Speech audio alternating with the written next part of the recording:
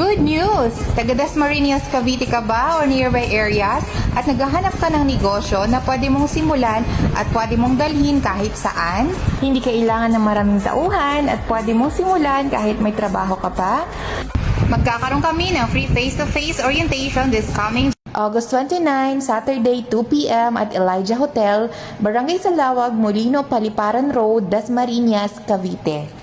Sa orientation na ito, pag-uusapan kung paano ka magkaroon ng travel and tour business with added services na pwede kang kumita gamit lang ang cellphone at maliit lang ang puhunan.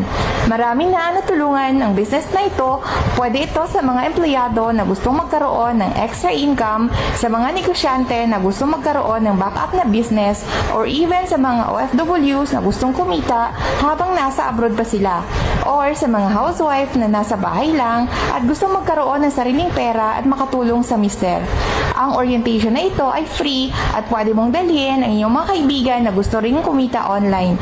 Limited seats lamang po ito, kaya mag-message ka na. Just click the button below, message us your details para ma-reserve namin ang iyong seats. Kita-kits!